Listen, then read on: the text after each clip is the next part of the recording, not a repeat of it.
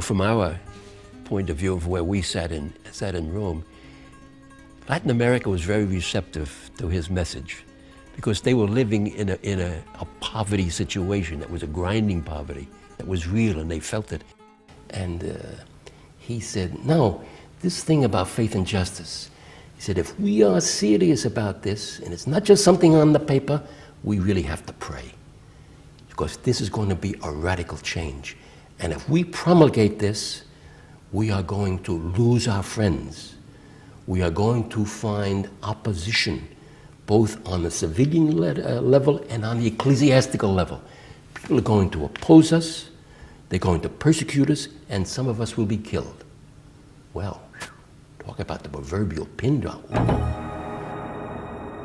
In El Salvador, we had especially our Jesuit martyrs, and the 6 priests, remember, who was slain, and the head of them was a wonderful man named Ignatius Loyola, and a solid Basque who spoke very openly. And remember, they thought that they had shot them through the head and spilled their brains to show that this was an attack on the intellectual life and capacity of the country. That this is what they were going. That university represented the only active voice to a terrible government and a terrible group that was running the country. In leading the Jesuits to engage a changing world, Arrupe attracts international attention. It is not just Latin America that he has to contend with. Jesuits in Asia struggle anew with acculturation. In the United States, Jesuit Dan Berrigan is confronting public policies. Robert Drinan is an elected congressman to the great displeasure of conservative opponents. John McNeil is fueling culture wars with his book, The Church and the Homosexual. All of this is a source of inner turmoil for Arrupe as he attempts to discern the movement of the Holy Spirit in the change and conflict he is constantly called upon to mediate, including Vatican pressures to clamp down on what the Vatican saw as dissent. The policies of the general congregations that elected Pedro Arrupe in 1965 and later validated and advanced those policies in 1975 were still not well received by some Jesuits, some of whom had the ear of powerful cardinals in the Holy See. Relationships with the Vatican become increasingly complicated. Arrupe is unwaveringly loyal to the papacy, but he is crushed to learn that some Jesuits critical of him are finding favor in the corridors of the Vatican. Pope Paul VI, attempting a balancing act of his own in the wake of Vatican II, is someone Arrupe can talk with. But when John Paul II is elected in 1978, the relationship with the Vatican changes. By this time, a weary Arrupe believes that after almost 15 tumultuous years in office, it is time for new Jesuit leadership. He resolves to resign, and after consulting with his general assistants, determines to notify the Pope. When Father Arrupe wanted to resign, he couldn't get the Pope to receive him. And when he finally did get an audience, it was really jammed in between 2 other audiences, so it lasted all of 13 minutes. And when Arrupe saw the Pope, he's always so deferential. He said, and when he mentioned design, the Pope's order, and the Pope said, where do I come into this? Well, it was rather blunt. And Arrupe was surprised. So he said, well, you're the superior. And then they went a little further, and he was looking at the memorandum, the Pope, and then he said to Arrupe, suppose I say no. Well, Arrupe said, well, what can I do? You're the superior.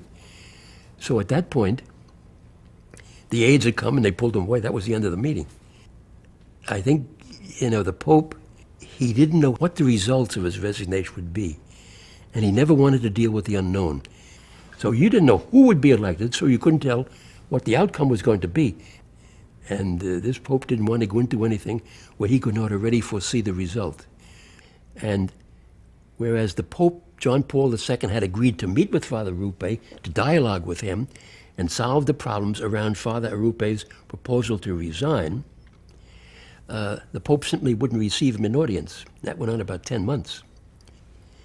And when the Pope did see him, he said to Arrupe, "This has been a good conversation, Father General, and I want to continue this with you." And Arrupe said, "Oh, I'd be delighted. Please, anything you want to know, call on me." Instead of calling on these other people, he was calling on other Jesuits, for example. Well, next month, May 13, that was the day of the assassination, so the Pope could no longer dialogue with Arrupe. It would be months before the Pope recovers from the assassination attempt. That was May of 1981, and then August of 1981, Arrupe was returning to Rome from a long trip that was especially to the Philippines. It was a long flight, and when they arrived in Rome at the airport, they noticed Arrupe was flushed, he was perspiring tremendously, and his language wasn't making much sense. So they rushed him into the car and rushed him right to the hospital named Salvator Mundi in Rome, where they had all of Arrupe's records. They saw right away it was a stroke. He had been able to speak, he was fluent in 7 languages. That disappeared. He understood the languages, but he couldn't speak them. All he could speak was a form of Spanish that was very difficult to understand, even for native Spanish speakers. So that stroke was a severe stroke. It really incapacitated him. We got out word to the whole society by cable, said he'd had this stroke. We didn't know the extent of it at the time, but as it turned out, he was no longer able to go on. With Arrupe struck down, the governance of the society falls to his Vicar General, Father Vincent O'Keefe, which assures the continuity of Arrupe's vision and the election of a successor. This is not what Pope John Paul II has in mind, however. He does not want to risk a general congregation with the unknowns that implies. Within a few months, he appoints his own personal representative to assume leadership, Father Paolo Dezza.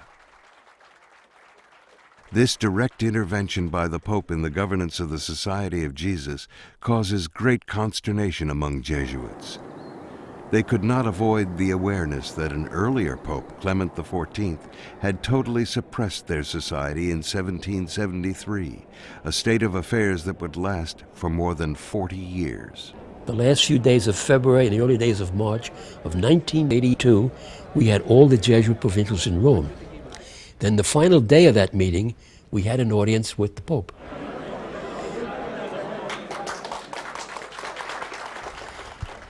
Just a few months before, in October, we thought he might have been ready to tell the society, "Go on, you're finished," ready to dissolve the society. It was so bad. So between October and this February, something terrific happened. So now he gives us this terrific talk, which literally shocked us. It was so positive. He thanked the Jesuits. He thanked us, the general assistants, the beloved Father Arrupe, the revered Father Arrupe. And then he ran through a history of the society, which was incredible. So he said, what happened there? The Pope said to them, John Paul II said to Father Dezza, "I had been led to believe that when my decision to appoint Dezza NP Tau became public, there would be open rebellion in the Society of Jesus. Superiors would leave, Jesuits would be running to the press, there would be chaos." He said, "I had been led to believe that, and it never happened. Not a single person budged. Nobody left." So he said, those people were wrong. Father Arrupe was right. Father Arrupe said, the Jesuits will obey. You can tell them the Jesuits will obey. Arrupe was right. He knew the Jesuits. John Paul II and the men he was counting on, they did not know the Jesuits. That was really a key moment in the whole thing. I had been led to believe. He had changed completely from really ready to condemn us, ready to suppress us again, to one now of extolling us, praising us, and hoping we would go on.